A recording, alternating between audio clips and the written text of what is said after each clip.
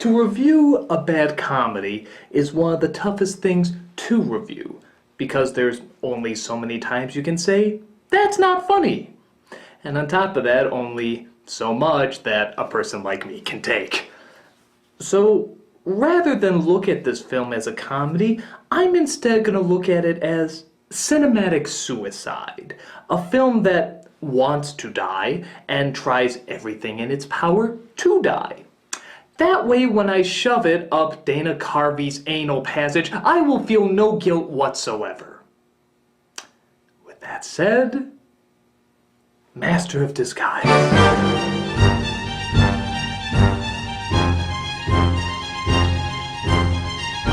I call this movie the crowning achievement of failure from production company Happy Madison. This is Adam Sandler's production company that seems to reward the strange phenomenon that despite someone like Sandler having many different talents, he somehow makes millions by insultingly using none of them. And thus, Happy Madison has wanted to help other comedians make money with no identifiable effort whatsoever, and because this has atom-bombed career after career after career. I don't know what they do. Maybe it's like one of those Harry Potter ring wraith ripoffs that just come in and suck out all the funny out of you. And one of those often funny comedians that seem to suffer from Happy Madison's touch of death is Dana Carvey. This was an SNL cast member who had a great talent for impersonation and an all-around upbeat feel to him. He even had a couple of hit movies with his friend Mike Myers in Wayne's World and Wayne's World 2. But his rising star was having trouble finding a solar system to call its own, and a lot of his projects were starting to tank. And whatever measly speck of hope he had left was sodomized and buried when he wrote and starred in this fucking hunk of shit. How bad is it? Well, Rotten Tomatoes has given it 1%. And according to what I hear, a lot of their statistics have a 1% margin of error. That bad, people! That bad! So, let's see why all of this is warranted. This is Master of Disguise. Really? Just 1%? Oh. So we start out with some background text. Oh wait, this is for a Happy Madison audience. Better read it for them. Many centuries ago, a remarkable family began to practice the magical art of disguise. Apparently they became so good at this that in 1979, one of them could transform into a 2002-looking Bo Derek. This is a no life for my son. I will never tell him of his true destiny. That's James Brolin playing the father of our main character, who was born years later under the name Pistachio Disguise. Now, you may think that name is fucking ridiculously obvious, but remember again, Happy Madison production. I'm surprised they don't spell everything out like this so that their audience doesn't get confused. Sophia, what an unexpected surprise, love cake. Of course the joke is that Pistachio is not very smart. But it's okay, they at least wrote in a boatload of charm for him. Oh wait, they did not. Excuse me, young man, I couldn't help but notice that you became acquainted with the sidewalk a moment ago. Pistachio, why don't you do one of your funny voices and cheer the kid up? You mean he wasn't already? Oh god. Is that gonna be the voice he's gonna use throughout the majority of the movie? Inject me! Inject me right now! Come on, kill me! I don't want to wait to die! Just go! Hey! What are you doing? Just had to stick you. It was a joke, Rachel. Oh. Okay. Were you just standing with a syringe in the corner the whole time? You know.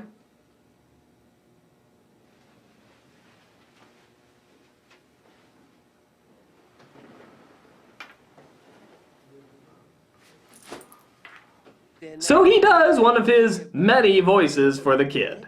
Why don't you get away from me, donkey? What you talk about, get away from you? I'm making waffles. Well, to be fair, it wasn't that funny when Shrek did it either. Oh, I see you like my dog. Well, perhaps your papa will buy you a dog. I never had a dad. So what you might have figured out early on is that Dana Carvey seems to have the basics of comedy a little backwards. It's not funny voices and faces that makes a character, it's a character that makes funny voices and faces. And this one has little to no identity outside of an over-the-top accent. Even Mario will be shouting racist at him. Watch and learn, my friend. I got the father's meatballs. That is offensive. Maybe that's why he can't hold down a girlfriend for 2 minutes either. Look, pistachios, the silly voices, the making faces, it was fun for like 1 second. Oh my god, that's the movie. That's the movie right there. You summed it up in 1 sentence. How did you do that?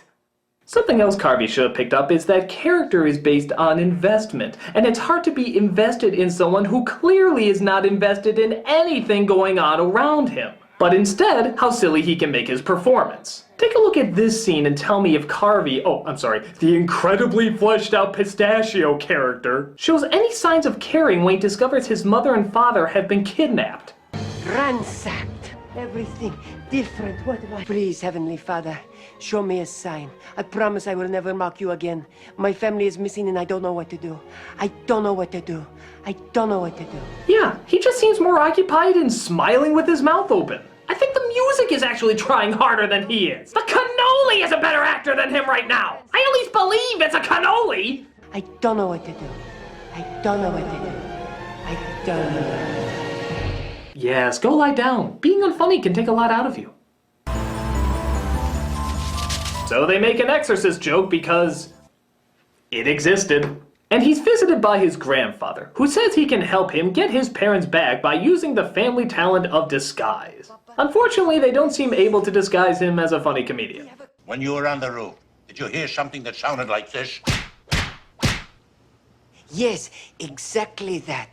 Here's another big problem. I'm sorry, I hate to pick apart every little bit, but bad comedy has to be understood if it's not to be repeated. Which I'm sure this film is gonna do a lot of anyway. Slapstick is funny because of cause and effect. Somewhere in the mix, somebody has to suffer. That's the nature of comedy. Now you can delay the reaction or have the reaction happen to somebody else, but bottom line, somebody has to be in some form of misery. Carvey, however, throughout the entire film just smiles this dumbass smile. If he's not going to be hurt by any pain, then show the reaction of the confused person trying to hurt him. That would be funny because they're not getting the reaction they wanted. Or if you're playing with the audience expectation, give a payoff or at least some understanding that that's what you're trying to do. But nope, dumbass smile, that's all we get. Get me some man-sized meatballs. Meatballs. Meatballs. Yeah, if my mouth open makes them laugh on Baby Geniuses, it must make them laugh here. Look, that face might entertain your 1-year-old for an hour and a half, but asshole, you are on SNL! You have to know more than this! I mean, it's like somebody chopping off my head with a sword and nobody ever having a reaction. Okay, is this gonna be like a thing with you? Seriously, every single time I make a joke, am I gonna have to look behind my back to make sure you're not gonna kill me? Well, you know. No, I don't know. You're sending very mixed signals right now. Well, I'll just go do the Rachel-y things I do.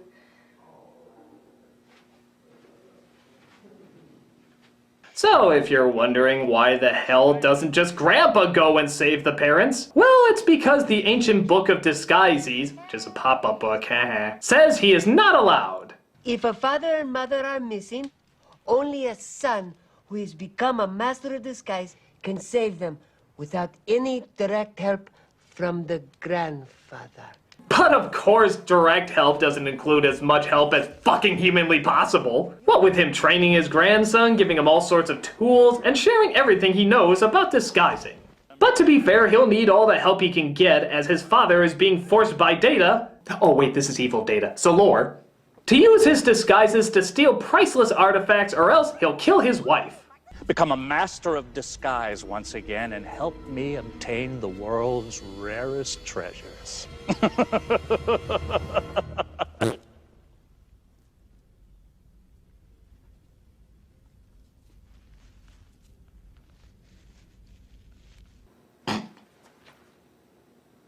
Okay, I'll give this movie 1 point for making me laugh at a fart joke. That's actually very difficult to do. That was funny! But thank God our heroes are doing more important things, like dressing Carvey up like an Indian Steve Carell. The question is not who I am, the question is who are you? I know who I am. I am Prince Lalejama from the Ringy-Dingy Heights near Bombay, Calcutta, and New Delhi, India. Good fuck, he's making the guy from Short Circuit look politically correct. Hey, honey, what is for dinner? Anyone can put on a disguise to change his voice. That's another totally legit criticism of the movie. You know, do you need me? Film, you seem to be doing well on your own. Oh, down boy. Gucci, goo. Yeah, you like the cheese. Go get the cheese, Buttercup. You know you love it. Oh. You know, here's just the notes on that scene I took. I think that about sums it up. But they better hurry, for Laura's forcing Carvey's father to disguise himself as the only celebrities this movie's budget could afford, tricking people into handing over priceless treasures. You've got serious mask head.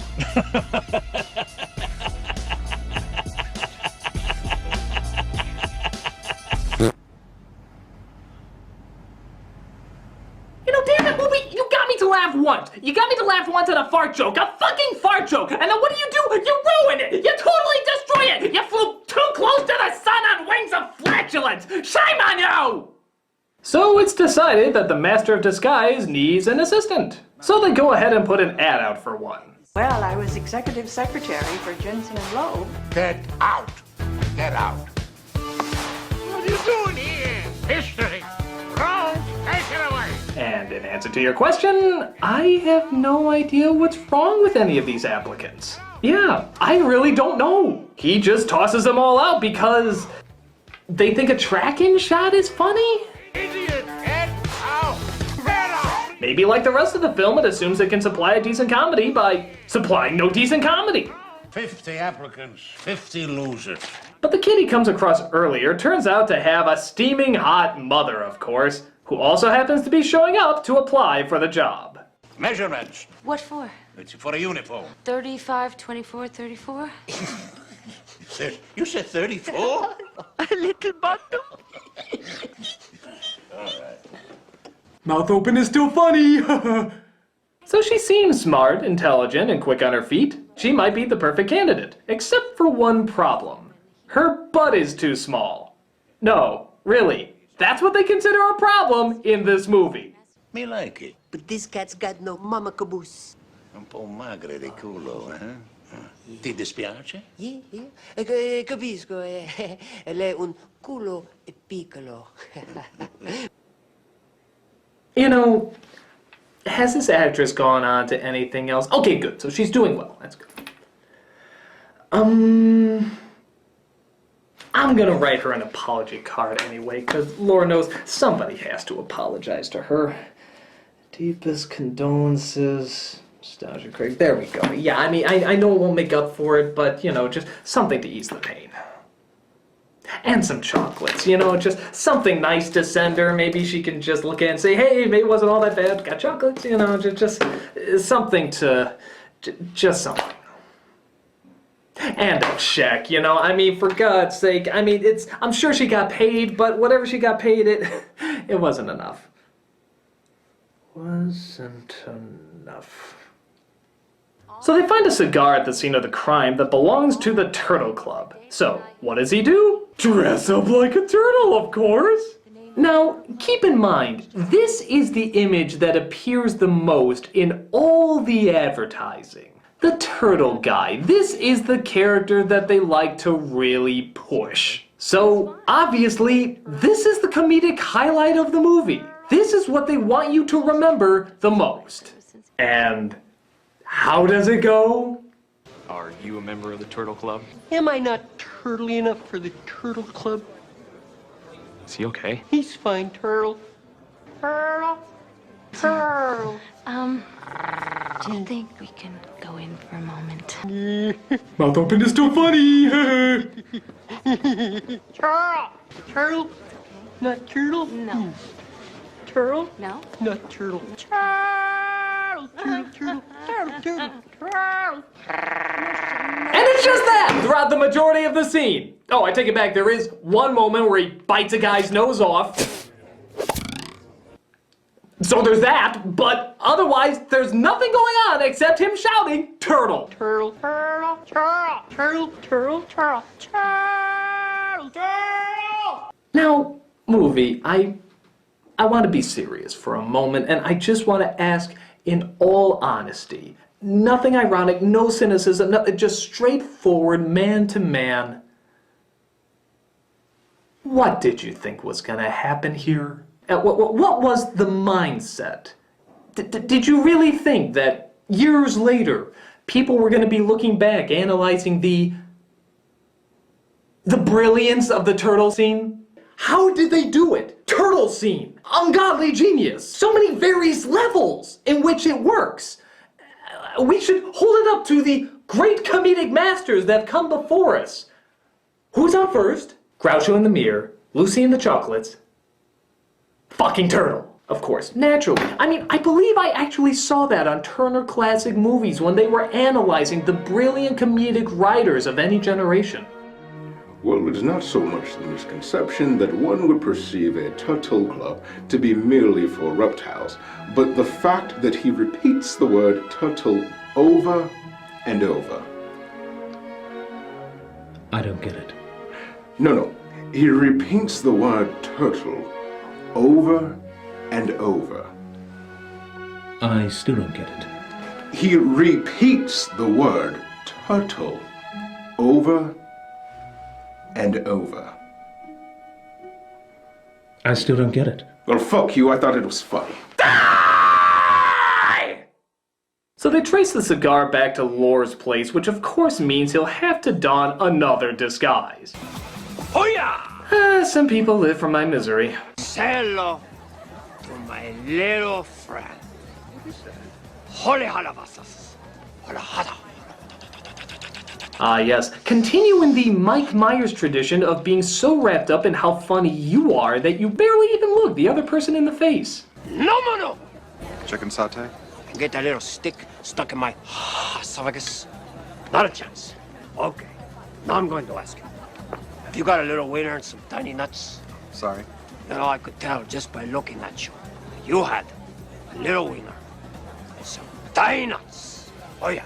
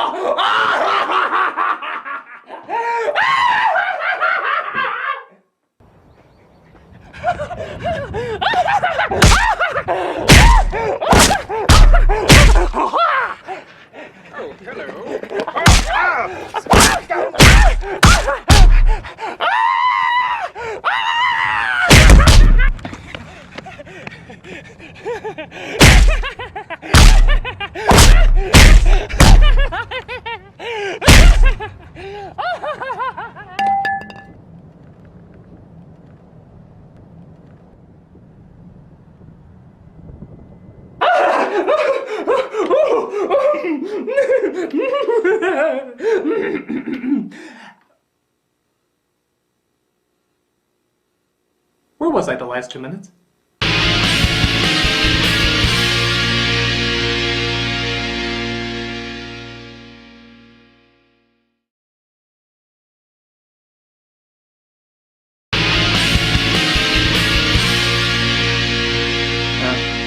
Yeah. No, I understand. Alright, bye. So, I might be going away for a while after this review. Just a heads up. Back to the story. They found out that Carvey is an imposter, so he naturally dons another disguise. I'm talking about a great white chief. 2 ton of him, 20, maybe 25-footer. There's no shark here. You sure about that, Chief? Ever seen a shark's eyes, Chief? Kinda like gold. You notice how the Jaws music kept getting louder and louder and then just stopped, building up to nothing? That's because the movie doesn't care. It just Doesn't care what the fuck you think of it. So the next time you get the urge to, say, jam a rabid blowfish up the filmmaker's dick hole, just remember, if the film doesn't care, why should you? I ran away from the big blue hen, she said. But wait, you want more annoying impressions without any rhyme or reason? Don't worry, there's literally one 2 minutes away. Because apparently the guards never realized that if an obvious suspicious person is around, something fucking obvious and suspicious is probably going on. Back taxes for my time as an exchange student at the University of Heidelberg. But what? 2 minutes is too long a time to go without another one of these irresistible characters? Well, how about 30 seconds? Yeah, literally. 30 seconds later, he's another character. The real ding-dong ding-a-ding-a-ding-wad. Hut 1, hut 2, I need a Charleston chew. Get it, got it, doubt it. Oh, I did receive a letter.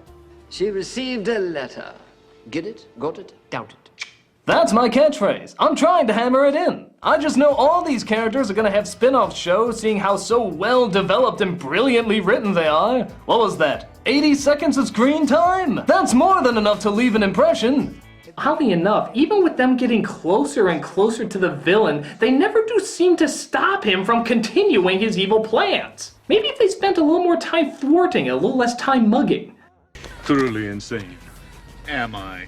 Oh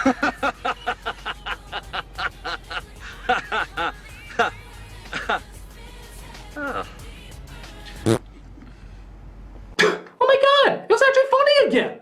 I'm not even joking, that joke actually became funny again this time around. It's like for all the terrible humor going on in this movie, there's a fascinating journey of this one joke and like the peaks and valleys it's taking and the evolution. It's actually kind of fascinating. Fart joke, how do you do it? It is all part of the journey. I simply go wherever the golden path may take me. Well, I certainly look forward to what you discover next, Fart Joke. Peace be the humor. Cool runnings to you too, Fart Joke.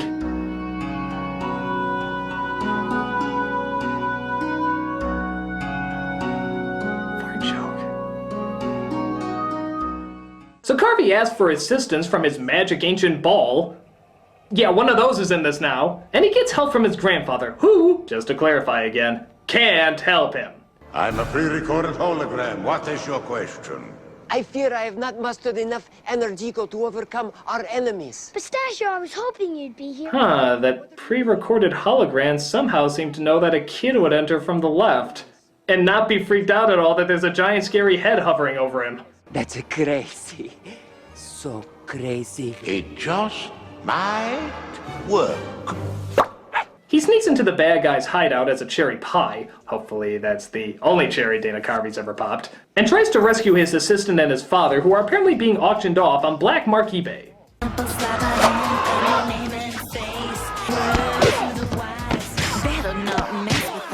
Wait, ninjas! Really? Fucking really? He does the exact same move 3 times and that scares all the ninjas away? One move? One fucking move! I mean, it's like me using one move to fight off RoboCop in an Iron Man mask with a mariachi hat, carrying a bow and arrow, with duck shoes. What is going on? No, seriously, what is going on? What is all this?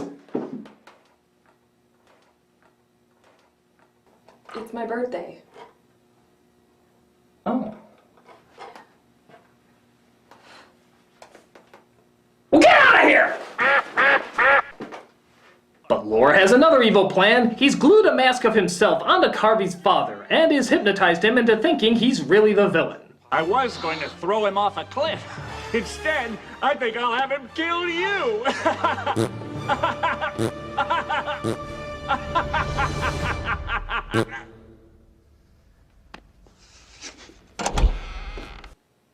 Now, Fart Joke, I have to admit, that last one wasn't as funny as the other ones. Do not worry, critic. It is as I have said before. The journey of the fart joke must flow wherever the wind may take it. Well, I really hope your journey doesn't end here, Fart Joke. I'd love for you to keep exploring the possibilities of this realm. So do I, critic. So do I. Now, I must continue my travels.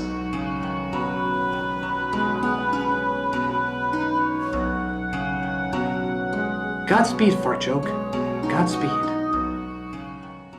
But of course, Carvey convinces his father that he's not Lore, and he shakes his mask off. That's a thing now. But the fact remains that the villain still got away. So, through the means of no explanation because we just wanted to get to the end credits, they discover where Lore is and trick him by having Dana Carvey do the only thing he was ever good at to begin with. Imitating Bush. A different Bush this time, but don't worry, the annoyance still comes through. Would you mind if we had a picture together? I'll take your time. Now I'm ready. Is it me or is Brent Spiner trying to transform into Screech by the end of this movie? It's you! Zoinks! He knocks him out by lightly tapping the side of his head, and he falls into the pool. Is he dead? Hey, Bowman, he make this stinky. Who's your daddy? Fart joke. Fart joke. That last one was terrible. I know, critic, I know.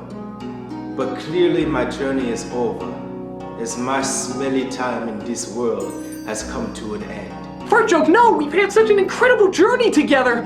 You've totally changed my outlook on what bowel humor is capable of! Critic, wise man once said, when the story is over, close the book. Did you just quote the first Herbie movie? Maybe. Goodbye, my friend. And remember, I am the breaking of the wind. No, Fart joke, no! You can't leave yet! There's so much more you can teach me! Fart joke! Fart joke!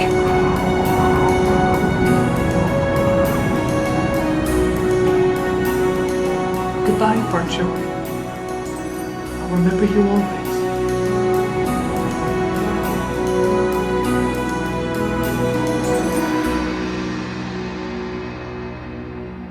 God damn it, movie! You killed the fart joke! And just when you think they couldn't possibly kill anything else, the movie decides it also wants to kill our time. Yeah, just when you think it's time to go home, it turns out the movie is only an hour and 12 minutes long. God, it feels such an eternity longer, but nevertheless, that's the running time. So, they literally fill up 8 minutes of credits with bloopers, alternate takes, deleted scenes. They're pretty much forcing you to watch all the special features on the DVD because they know for a fact you'll never be interested enough in seeing them.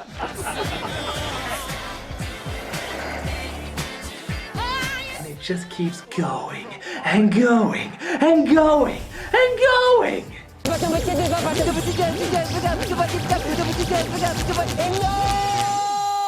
Jesus, just end! Love is thicker than your behinds. Look what just end! How about this? This is the world's first giant yo-yo. Here we go. I did not mean it, Sappy Dummy. All right, there we go. What you people still doing here? You tell me, asshole. You're the one keeping us hostage. You just saw the movie, okay? I'm trying to talk. All right? Goodbye. All right. So anyway. There we go. Goodbye. Goodbye. Okay, is that it? Is that really it? Are we truly done now? No more dog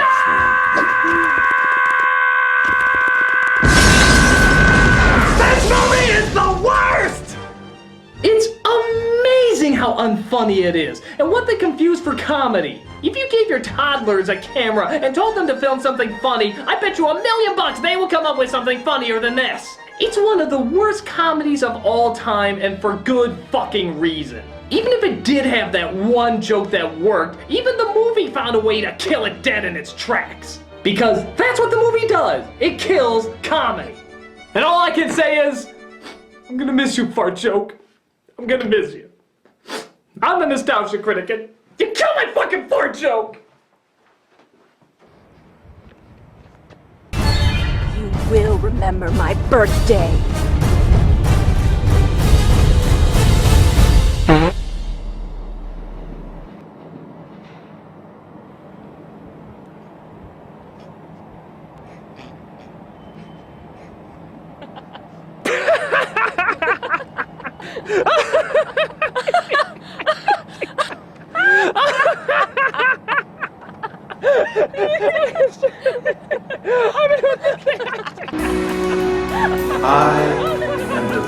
blowing of the wind.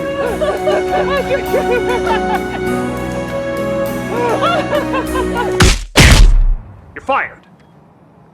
And happy birthday.